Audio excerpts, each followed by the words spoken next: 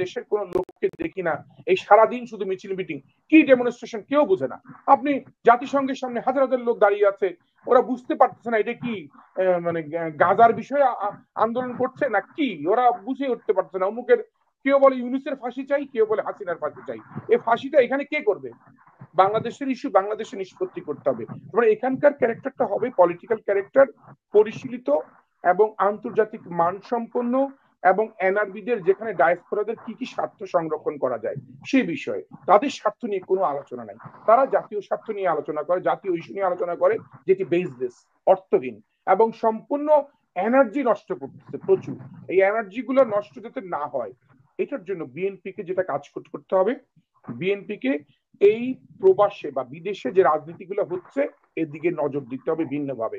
ওই traditional politics করলে হবে না। যে সকল লোকদেরকে আন্তর্জাতিক বিষয়ক সম্পাদক বানিয়ে পাঠান, তারাই মিছিল মিটিং করারই লোক, তারাই দাবিদারি করারই লোক, তারা এই জুতা পরিষ্কার করার লোক, তারা এই ফলে তারা যে প্রপার পলিটিক্যাল প্র্যাকটিস বাংলাদেশে হওয়া উচিত বা বিদেশের মাটিতে কি পলিটিক্স করলে বাংলাদেশের ভাবমূর্তি ভালো হবে, রাজনীতির ভাবমূর্তি ভালো হবে এবং বাংলাদেশ জাতীয়তাবাদী দল বিএনপির ভাবমূর্তি বিশ্বের বুকে থাকবে, সেই স্ট্যান্ডার্ডটা তৈরি করা, ঢোকানো, প্রশিক্ষিত করা, জানানো, এটি হচ্ছে না। অতএব আজকের আমি আপনার যে শেষ প্রশ্নের জবাবে বলতে চাই যে বিএনপির প্রতি আমার আবেদন থাকবে যে আন্তর্জাতিক অঙ্গনে বিশেষ করে প্রবাসীদের রাজনীতি দুইটা ভাগে ভাগ করে ফেলা।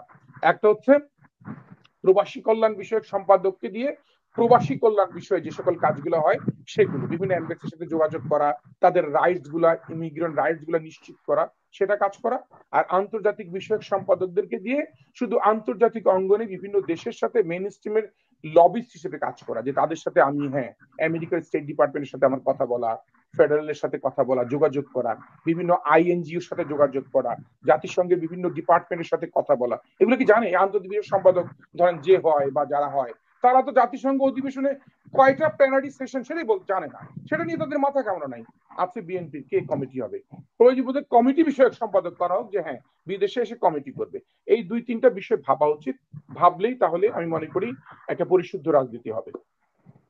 অসংখ্য ধন্যবাদ জনাব নয়ন বাঙালি এতক্ষণ আমাদের সময় দেওয়ার জন্য। আগামী সপ্তাহে একই সময় আপনার সাথে আমাদের আবারও দেখা হচ্ছে। তো সে পর্যন্ত আপনি সুস্থ থাকুন, ভালো থাকুন, এই প্রত্যাশা করছি।